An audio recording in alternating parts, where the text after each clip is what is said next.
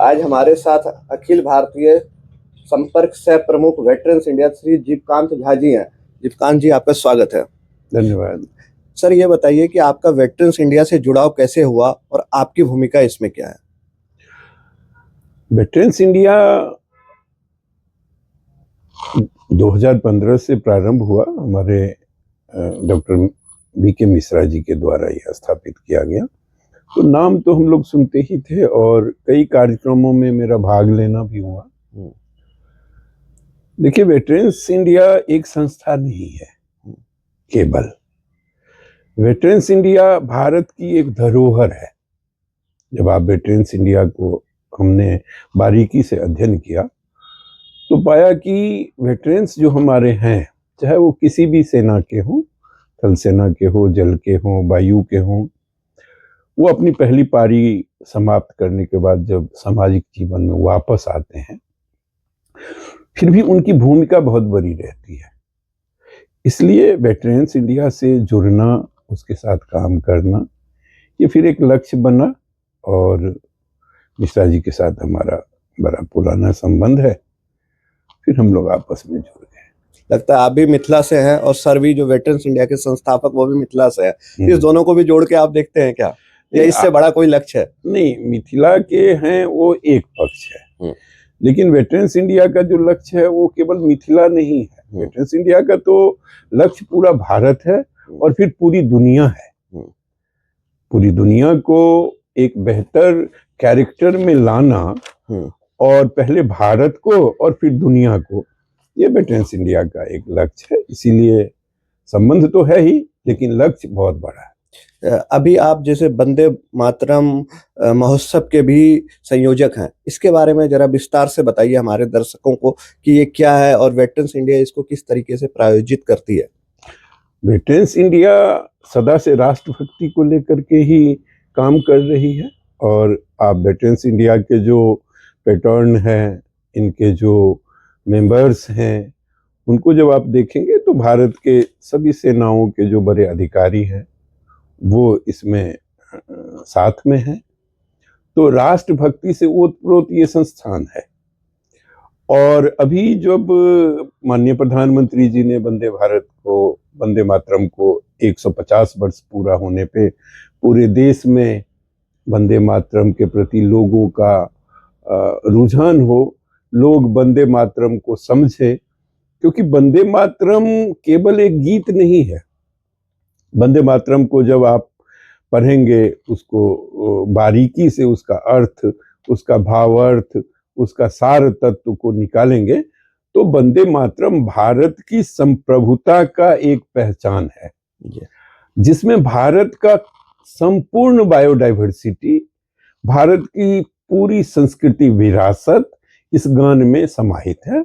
और भारत के 140-45 करोड़ आबादी को अपने राष्ट्र के गौरव गीत को समझना चाहिए कि वंदे मातरम भारत की संप्रभुता को कैसे उजागर करती है, कैसे गान करती है और हमारा वास्तविक अस्तित्व क्या है। वंदे मातरम भारत के तेवर और तासीर का संपूर्ण वर्णन है।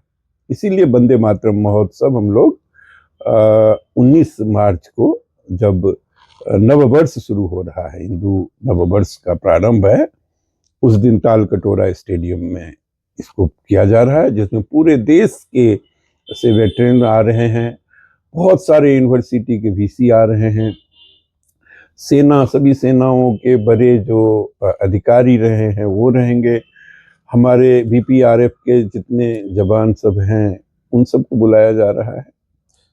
तो सर, जिस तरीके से आप वंदे मातरम संयोजक भी हैं, तो संयोजक की क्या कोई अतिरिक्त दायित्व होती है या क्या भूमिका होता है?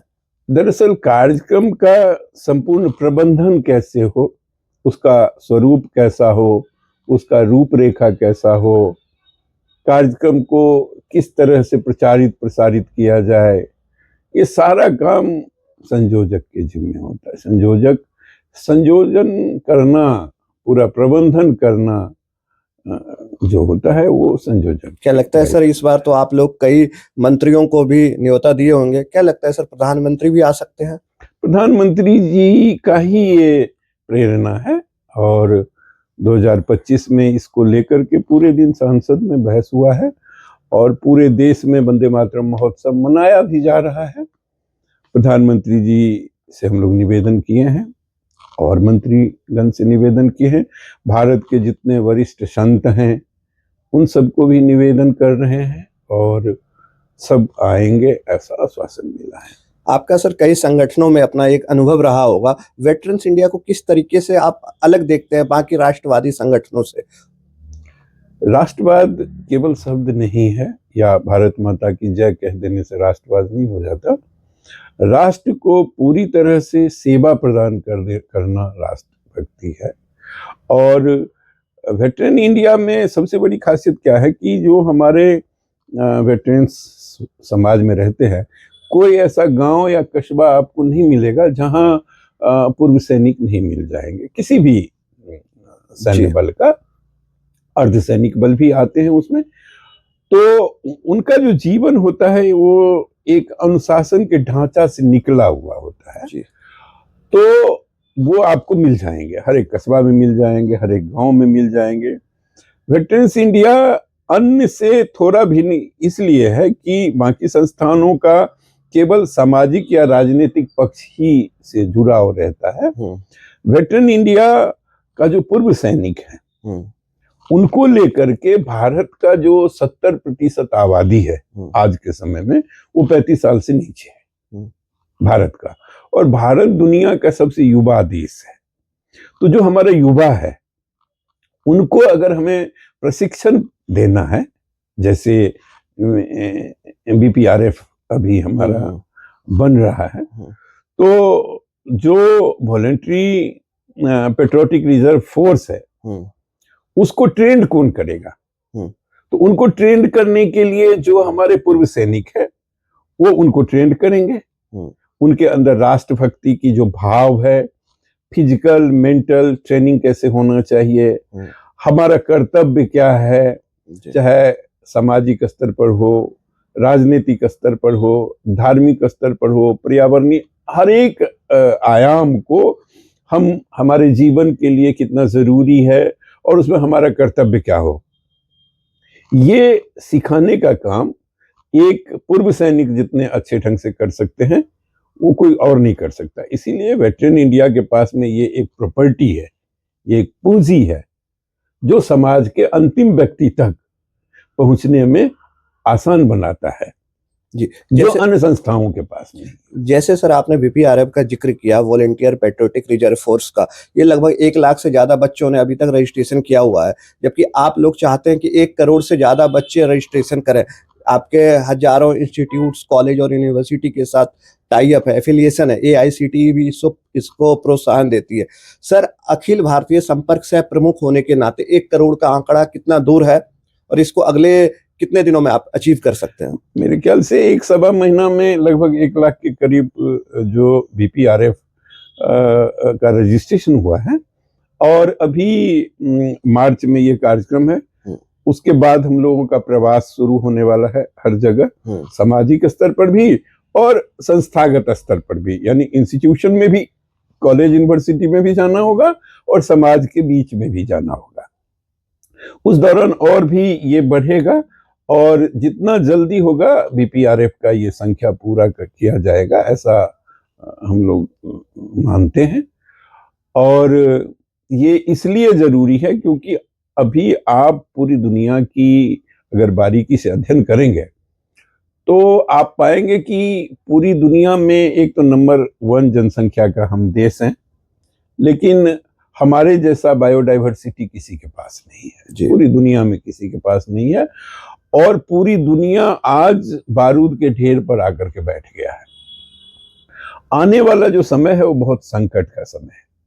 भारत के युवाओं को ये समझना पड़ेगा कि भारत की बायोडाइवर्सिटी कैसे बचे, भारत का इकोसिस्टम कैसे बचे, भारत की पहाड़, नदियां, भारत का जो पर्यावरण के जल, जंगल, जमीन, जानवर हैं, उनके साथ उनका संबंध कैसा हो, इन सारी विषय पर उनको प्रशिक्षण देना, ये हमारे पूर्व सैनिक का काम रहेगा।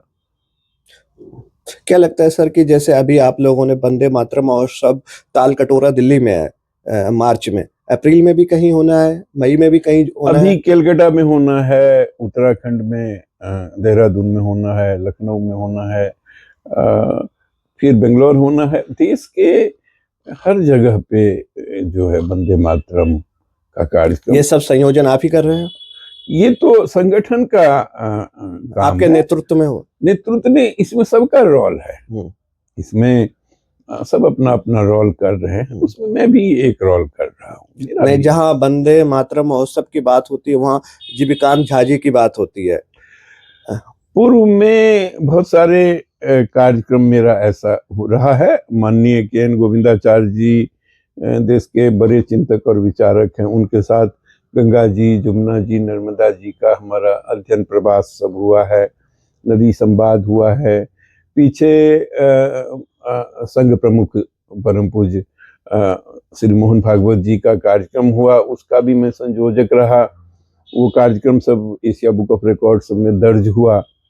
तो कार्यक्रम का एक अनुभव होने के नाते मुझे इस कार्य के लिए दायित्व दिया गया है, लेकिन सब मिल के कर रहे हैं। इसमें किसी का कम किसी का ज्यादा ऐसा नहीं है। संगठन के एक एक व्यक्ति का सामान्य सबका बराबर का रोल। सर अगले 5 साल में आप संगठन को कहाँ देखते हैं, वेटरन्स इंडिया के संगठन? वेटरन्स इंडिया भारत की जो आने वाली खतरा है, जिस तरह से धर्म के आधार पर, जाति के आधार पर, भाषा क्षेत्र के आधार पर बांट करके भारत का जो सोशल इंजीनियरिंग को डिस्टर्ब करने की कोशिश किया जा रहा है, चाहे वो आंतरिक या बाह्य किसी भी शक्ति के द्वारा, उनको रिपेयर करने का काम वेटरन इंडिया करेगी।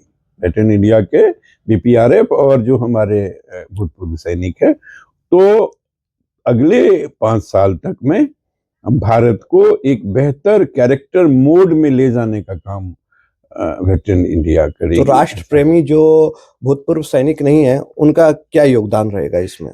भूतपूर्व सैनिक जो हैं वो तो एक अनुशासित और एक ट्रेंड हमारे सिटीजन बन गए ना। जब वो रिटायर करके आते हैं तो वो भी सिटीजन है, जब वो जॉब में होते हैं तो एक सोल्जर्स भी होते हैं, उनकी अपनी एक रिस्पॉन्सिबिलिटी रहती है। लेकिन जब रिटायरमेंट हो जाता है तो उनकी सोशल रिस्पॉन्सिबिलिटी बन जाती है। तो सोशल इंजीनियरिंग अगर डिस्टर्ब होता है कहीं से, तो जिनके पास में ये कला है, क्षमता है, उन सबको जोड़ करके समाज के उन व्यक्तियों को उस लायक बनाना, उस दिशा में उनका सहयोग लेना, जिससे हमारी सामाजिक समन्वय बने, समाज का सोशल इंजीनियरिंग बेहतर कैरेक्टर में जा सके, इसमें उनका बड़ा बड़ा योगदान होता है। तो जो समाज में फौज में नहीं रहे हैं, हम फौज में नहीं रहे जी, राष्ट्रभक्ति हृदय का विषय है, साम्राज्यवाद और बाजारवाद बुद्धि का विषय है जी। आप पॉलिटिक्स करेंगे तो उसमें हृदय की जरूरत नहीं है, आप व्यापार करेंगे उसमें हृदय की जरूरत, बुद्धि का विषय है। लेकिन परिवार और राष्ट्र समाज ये हृदय का विषय है। यहाँ एक अपनत्व की भाव है, एक प्रेम की भाव होती है, और प्रेम से जब हम आप मिलते हैं तो हमारी हर समस्या का समाधान हो जाता है। भारत पूरी दुनिया का एक ऐसा देश है जो आज भी संस्कृति में विश्वास करता है, बाकी पूरी दुनिया ही संस्कृति में जी रहा है।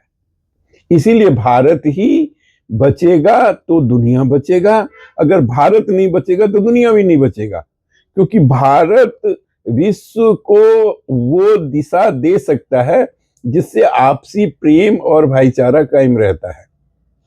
आजकल जो भाईचारा का उदाहरण दिया जा रहा है वो नहीं, रियल सोल का जो दर्शन है, जो हमारा भारतीय आध्यात्मिक परंपरा रहा है, जिसमें अद्वैत का सिद्धांत है, सर्वे भवन्तु सुखिनः की बातें हम करते हैं, वो जो सूत्र है वो भारत ही दे सकता है, और उसमें हमारे पूर्व सैनिक और समाज के युवा वर्ग का बहुत बड़ा योगदान रहेगा आने वाले समय के लिए। जी, जैसे अभी आपने बताया कि आपका वेटरन्स इंडिया के जो प्रेसिडेंट है, राष्ट्रीय अध्यक्ष है, संस्थापक हैं, डॉक्टर बीके मिश्रा जी, उनसे आपका पुराना रिश्ता है और एक आत्मीय लगाव है। तो इसके बारे में जरा बताइए दर्शकों को कि किस तरीके से। डॉक्टर मिश्रा बहुत अच्छे दिल के इंसान हैं, सबसे पहली बात। फिर एक भूतपूर्व सैनिक हैं।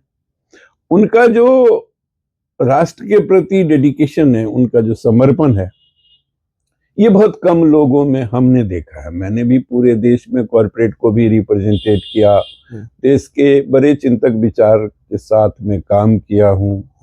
आज भी बहुत सारे बड़े चिंतक विचारक हैं जिनके साथ और भी विषयों पे हमारा कार्य चल रहा है। डॉक्टर मिश्रा, जैसा मैंने बताया, एक नेक दिल इंसान है, सबसे पहली बात। दूसरा, राष्ट्र के प्रति जो उनका समर्पण है, अपने जो वेटरन्स हैं उनके लिए, उनके उन परिवारों के लिए जो शहीद हो गए, उनकी विधवाओं के प्रति, उनके बच्चों के लिए जो वेटरन्स के जो संस्थापक मिश्रा जी का जो एक सोच है, वो उसका शाब्दिक वर्णन नहीं किया जा सकता। ये एक अनुभूत का विषय है। इस मामले में उनका कोई जवाब नहीं है, और उनका समर्पण सबसे बहुत बड़ी बात है। वो दिन रात के 2-2 बजे वो मैसेज करते हैं, दिन में जब ढूंढिए तब उपलब्ध होते हैं बात करने के लिए। तो बहुत ही, यानी ऐसे समर्पित व्यक्ति का देश को बहुत जरूरत है। क्या लगता है सर कि कहीं ऐसा तो नहीं है कि वेटरन्स इंडिया की भूमिका पंचायत से पार्लियामेंट तक कब्जा करने की है? कब्जा क्या करना, ये देश ही अपना है। ये देश अपना है भाई, इसमें कब्जा जैसा कोई, कब्जा तो हम बाहर के लोग थोड़ी हैं जो कब्जा करना है। ये हमारा देश है। हम इस देश के वर्तमान काल के रिप्रेजेंटेटिव हैं इस समय के। अभी रामकृष्ण बुद्ध महावीर रिप्रेजेंटेट करने के लिए नहीं आएंगे, वो हमारे आदर्श हैं। जी। इस काल के सगुण रूप में रिप्रेजेंटेटिव हम आप सब हैं, जो भारत के अभी जो जिंदा मनुष्य है, चाहे वो मेल है या फीमेल है, वो प्रतिनिधि हैं। वो देवी दुर्गा काली सब हैं। वैसे सभी देवी देवता 2 ही रूप में तो है, एक पुरुष में है और एक स्त्री में है जी। उनके अंदर में जैसा कैरेक्टर है वैसा उनका रूप है।